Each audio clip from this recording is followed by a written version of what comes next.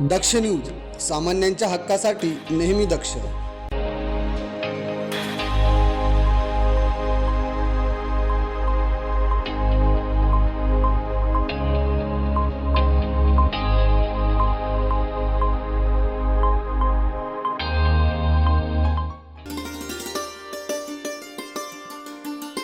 प्रभाग क्रमांक 31 पाथर्डी फाटा आनंद नगर येथे आयोजित शिव महापुराण कथेच्या 5व्या दिवशी महाप्रसादासह भव्य सांगता पार पडली.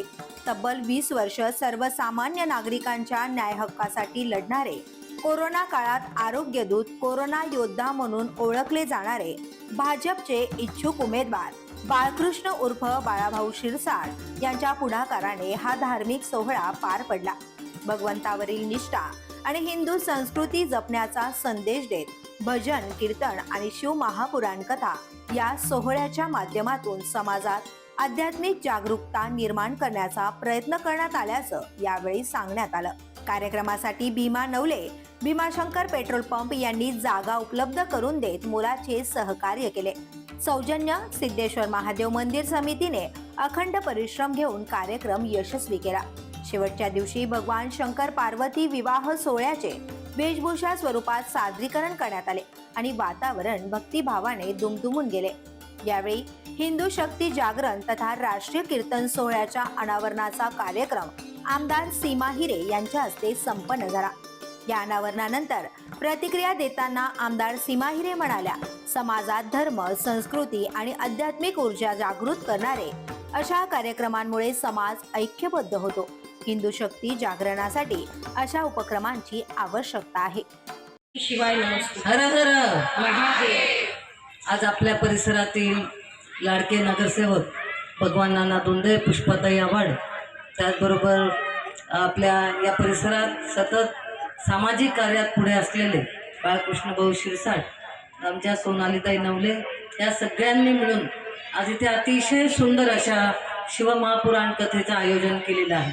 तुम्ही सर्वजण इथे व्यासपीठावर अनेक मान्यवर आहेत, प्रत्येकाचं नामोल्लेख करत नाही, परंतु ज्यांच्या मुखातून आपण ही कथा ऐकतो आहोत, यापूर्वी देखील अजून 2 ठिकाणी त्यांची कथा घेण्यात आली.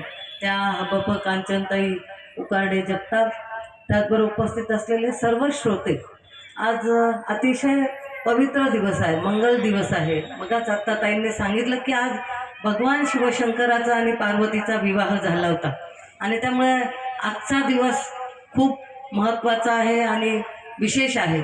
आणि या दिवशी आपल्याला या कथेला मला येता आलं ही खूप आनंदाची गोष्ट आहे, कारण गेल्या 2 ते 3 दिवसापासून प्रयत्न करत होते, परंतु प्रचाराच्या निमित्ताने देवेंद्रजींची सभा असेल किंवा इतर ठिकाणी असेल काही कामानिमित्त, परंतु आजचा योग आला आणि इथे आल्यानंतर खरोखर अतिशय छान, प्रसन्न आणि सुंदर असं आयोजन केल्यामुळे इथे सगळ्यांनाच वेगळा आनंद मिळालेला आहे. मिळाला की नाही?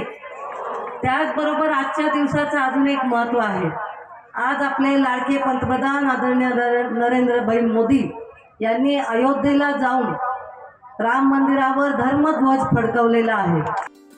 या प्रसंगी मंचावर उपस्थित मान्यवरांमध्ये आमदार सीमाताई हिरे, भाजप प्रवक्ते अजित चव्हाण, महेश हिरे, रश्मी हिरे, भगवान नाना दोंदे, पुष्पाताई आव्हाड, सोनाली नवले, एकनाथ नवले, भीमा नवले, नलिनी दराडे, गिरीश जोशी, नितीन कुलकर्णी, त्र्यंबक कोंबडे, संजय नवले, दीपक देव, उत्तम सानप आणि राजेश डोंगरे यांचा समावेश होता.